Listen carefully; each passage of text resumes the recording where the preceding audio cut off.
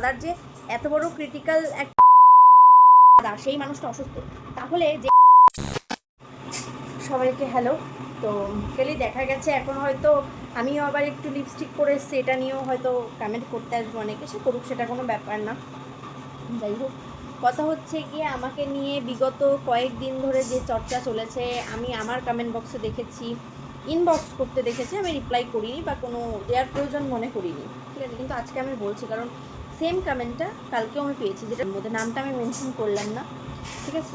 তো নাম কারোর আমি মেনশন করতে চাইছি না, ঠিক আছে। এরকম প্রচুর কমেন্ট রয়েছে যে তুমি মিঠুনদাকে দেখতে যাওনি, বা তুমি যাওনি কেন মিঠুনদাকে দেখতে, তুমি যাও, গিয়ে দেখে আসো। মানে কেউ কেউ ভালোভাবে বলেছে, আবার কেউ কেউ খারাপভাবে বলেছে।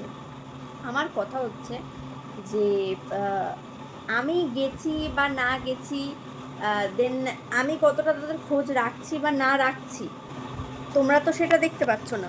তো যারা দেখতে পাচ্ছ না, যারা আমাকে ভালোভাবে বলছো কোনো ব্যাপার না, কিন্তু যে অনেকে মানে খারাপভাবে মন্তব্য করে বলছো না, তাদের ক্ষেত্রে বলি। আমি দিদির বাড়িতে গেছি আজকে, আমি আমি এইগুলোর কৈফিয়ত দিতাম না, কিন্তু তবুও দিচ্ছি। আমি দিদির বাড়ি গেছি যেদিন ওরা হায়দ্রাবাদ চলে গেছে, তার আগের দিনকারই আমি ওদের সাথে গিয়ে দেখা করে এসেছি দাদার সাথে, কারণ দাদার যে এত বড় ক্রিটিক্যাল একটা প্রবলেম হবে সেটা আমরা কেউই বুঝতে পারিনি। আর আমি তোমাদের বারংবার মানে আরও অনেক ভিডিওতে বলেছি, আমার বাড়ি গোবরডাঙ্গা আর দিদির বাড়ি হুগলি কোন্নগর। তো তোমরা যারা মূর্খরা মানে বুঝতে পারো না, একটু গোবরডাঙ্গা থেকে কোন্নগর পর্যন্ত কতক্ষণ লাগে একটুখানি দেখো। আর আমাদের এখানে আমি যতবার গেছি দিদির বাড়িতে, ততবার কিন্তু আমি কিন্তু ট্রেনে বাসে করে যাইনি, আমি মানে প্রত্যেকবারই গাড়িতে করে গেছি। আর আমাদের এখানে গাড়ি পাওয়াটাও একটু দুষ্কর ব্যাপার হয়ে যায় সব সময়ের জন্য, কারণ আমি যেহেতু গাড়ি ভাড়া করে যাই, আর সেই ক্ষেত্রে আমি একা একাও যাই না, হয় রাজদীপ যায় আমার সাথে, আর না হলে আমার একটা দাদা আছে, সেই দাদাটা যায়, আর নাহলে আমার বাবাকে এইবার আমি নিয়ে গেছি। তো ব্যাপার থাকে, আমি একটা মেয়ে মানুষ, দিনকালের অবস্থা ভালো না, তো আমার বাবা মামাকে ট্রেনে বাসে করে ছাড়ে না, তো হুটপাট আমি যেতে পারি না।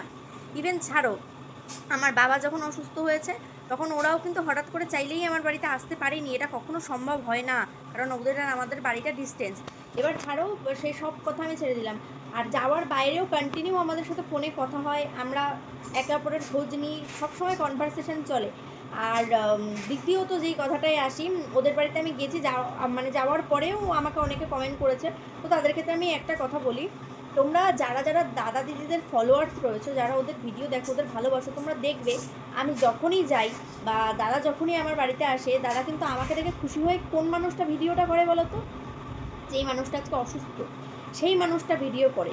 দিদি কিন্তু ক্যামেরা নিয়ে কখনো দৌড়ায় না, যেই দেখো আমার বোন এসছে, আমার বোন এসছে, করে না আমার দিদি, করে কিন্তু দাদার সেই মানুষটা অসুস্থ। তাহলে যেই মানুষটা অসুস্থ সেই মানুষটার খোঁজ নেব, নাকি সেই মানুষটা আমি এসছে সেটা ক্যামেরা নিয়ে দৌড়াবে? আর ক্যামেরার বাইরেও একটা মানে লাইফ হয়, তোমরা এটা ভুলে যাও। তোমরা জিজ্ঞেস করতে পারো যে তুমি গেছিলে বা তুমি কেন যাওনি, মানে নানান ধরনের খারাপ খারাপ মন্তব্য, আমি তাদেরগুলো তো আর মেনশন করে তুলে ধরছি না, কিন্তু এরকম বিগত কমেন্ট আসতেই চলেছে, যেই কারণে আমি ভিডিওটা করতে বাধ্য হলাম। আবার অনেকে আমাকে বলছো কন্ট্যাক্ট করতে চাইছো দাদা দিদিদের সাথে, তো এবার আমি বলি, দাদা দিদিরা অলরেডি হায়দ্রাবাদে পৌঁছে গেছে, ওরা এবার ঠাকুর ঠাকুর করে ডাক্তার দেখিয়ে ভালোভাবে ফিরে আসবে। আমার মনের বিশ্বাস দাদা ভালো হয়ে যাবে, দাদা আবার আগের মতন তোমাদের সাথে ভিডিও দিতে শুরু করবে, আমরা সবাই দাদাকে সেই আগের মতন করে পাবো, সেই মানুষটাকে, আমার বিশ্বাস। তো দাদার কি হয়েছে, অনেকে তাদের হয়তো ভিডিও কেউ কেউ দেখোনি, আমাকে কমেন্ট বক্সে এসে কমেন্ট করছে, তাদের জন্য আরেকবার রিপিট করছি, দাদার লিভারে ইনফেকশন দেখা গিয়েছে। তো এটার একটা বড় টেস্ট দিয়েছে, এখন জানি না, ভগবানের ইচ্ছা সব রিপোর্ট যেন ভালো আসে। ওরা হায়দ্রাবাদে ডাক্তার দেখাতে গেছে, এবার অনেকে আমাকে ফোন করছো, নানান জায়গায় ডাক্তার দেখানোর পরামর্শ দিচ্ছ, কিন্তু এখন বর্তমানে যে সিচুয়েশানটা চলছে, এখন আর আমি ওদের ফোন করে কোনো কোথাও দেখাতে যেতে বলতে পারছি না। আমি জানি তোমরা আমাকে ভালোবেসে বলছো দিদি দাদাকে বলার জন্য, কিন্তু বিশ্বাস করো এখন সেই সিচুয়েশানটা নেই, কারণ ওরা অলরেডি হায়দ্রাবাদে গেছে, তো সেখানে গিয়ে ডাক্তার দেখাবে। তোমরা বলছো অনেকে হেল্প করতে চাইছো, কিন্তু ওরা তো দাদাভাই দিদিভাই তোমাদের কাছে বলতো, ওরা ওরা তো হায়দ্রাবাদে চলে গেছে।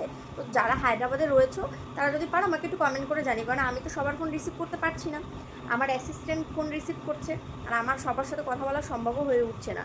আর যারা যারা অনেকে আছো দিদি দাদাকে ভালোবেসে আমাকে আমার নাম্বারে তোমরা যারা আমার নাম্বারটা যেহেতু সোশ্যাল মিডিয়াতে দেওয়া রয়েছে, তোমরা জানোই, তো অনেকেই আছো আমাকে হোয়াটসঅ্যাপে মেসেজ করে আমাকে পার্সোনালি তোমরা ভালোবেসে দাদার জন্য কিছু পাঠিয়েছো।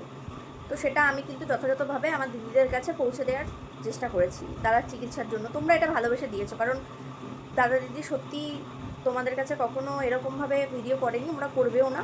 কিন্তু যারা যারা আমাকে দাদা দিদির জন্য ভালোবেসে পাঠিয়েছো, আমি দিদিকে সেটা পাঠিয়েও দিয়েছি, যে যতটা পেরেছো আর কি। তাদেরকে অসংখ্য ধন্যবাদ। আর দ্বিতীয়ত তোমাদের এটা বলি যে না জেনে কেউ কমেন্ট করো না। আজকে যেই মানুষটা ভিডিও করে, যেই মানুষটা মজা ইয়ার্কি সব কিছু নিয়ে মেতে থাকে, সেই মানুষটা আজকে অসুস্থ। তাহলে তার বাড়িতে আমাদের বাইরে বুবাইদা, টিয়া, ওরা তো সবাই দেখতে যাচ্ছে, এছাড়া আরও কত মানুষ দেখতে যাচ্ছে। তো সেই মানুষটাই তো খুশি হয়ে ভিডিও করে, আজকে সেই মানুষটা অসুস্থ, তাহলে সেই মানুষটা করবে কী করে ভিডিও? তা আমরা গেছি, আমি গেছি, আমার বাবা গেছে দেখতে, তো সেটা তো ভিডিও করে পোস্ট করে না, তার মানে যে আমরা যাইনি বা খোঁজ নিইনি, এগুলো এরকম ধরনের কথা তোমরা বলো না। আর এরকম খারাপ ল্যাঙ্গুয়েজ ইউজ করে বলো না, এগুলো শুনতে না খুব খারাপ লাগে। তারপর আরও নানান ধরনের কমেন্ট দেখছি যে দিদি মেকআপ করতে ভোলে না। তো আমার কথা হচ্ছে কি, সেই মানুষটা একটা জায়গায় যাচ্ছে, কোথাও ইয়ে করছে, রাস্তায় কি তাহলে সে কি মানে জামা কাপড় এমন সেমন করে পড়ে যাবে? মানে সেটা দেখলেও তো মানুষ কমেন্ট করে যে এই রাস্তায় কীভাবে বেরিয়েছে। আর তারপরে এখন যা রাস্তার নজর, মানে মেয়েরা তো এখন ঢেকে ঢুকে চললেও ছোটো ছোটো বাচ্চাদেরও ছাড়া হয় না, সেখানে তো ছেড়েই দাও। এত কথার মধ্যে যাচ্ছি না, যাদের যেরকম মাইন্ড মেন্টালিটি তারা সেরকম ভাববে, তারা সেরকম করবে। শুধু একটা কথাই বললাম, যারা যারা দাদা দিদি বা আমাদের ভালোবাসার মানুষ রয়েছে, যারা ভীষণ পরিমাণে ভালোবাসো, তোমরা ভীষণ ভীষণ করে ভগবানের কাছে প্রে করো যে মিঠুনদা যেন খুব তাড়াতাড়ি সুস্থ হয়ে বাড়িতে চলে আসতে পারে, তোমাদের সাথে যেন মজা ইয়ার্কি আড্ডা সব কিছু করতে পারে। কারণ মানুষটা সত্যিই মন থেকে ভীষণ ভালো। তোমরা কিভাবে যেন নাও, সবাই তো ভালোভাবে নেবে এমনটা না, কিন্তু যারা আশা করি বুঝতে পারো দাদাদিকে, বুঝতে পারবে। আর দিদি এরকম করে না, দিদি এই যে রাগ করতো, এগুলো দাদাকে ভালোবাসে বলেই করে। আজকে দেখো দাদা সেই কথাগুলো ঠিক করে শোনেনি বলেই কিন্তু দাদা এরমভাবে অসুস্থটা হয়ে পড়েছে। যাই হোক, বারবারই সবাই জিজ্ঞেস করেছো যে দাদা দিদি পৌঁছেছে নাকি হায়দ্রাবাদ, অনেকে জিজ্ঞেস করেছো, ফোন করেছো, অনেকে ফোন করে কান্নাকাটি করছো। তো তাদের বলবো যে তোমরা চিন্তা করো না, দাদা দিদি হায়দ্রাবাদে ভালোভাবে পৌঁছে গেছে, এখন ডাক্তার দেখানো শুরু হয়েছে। আমি যদি কোনো আপডেট পাই, যারা আমার জিজ্ঞেস করছো, আমি তাদের জন্য চেষ্টা করব। যারা আমার ভিডিও দেখো, আমাকে বারবার জিজ্ঞেস করো দাদা দিদির কথা, আমি যতটা পারবো তোমাদের আপডেট দেওয়ার চেষ্টা করব। আর সবসময় পজিটিভ চিন্তাভাবনাটা তোমরাও করো, মানুষটা অসুস্থ, সে যেন তাড়াতাড়ি সুস্থ হয়ে যায় এই প্রার্থনা করো। আর নেগেটিভিটি একটু মানুষের মধ্যে কম ছড়াও, পারলে একটু ভালো কথা বলো, কিন্তু খারাপ খারাপ কমেন্ট করে এভাবে মানুষের মনটাকে ভেঙে দিও না, এটুকুই বলার।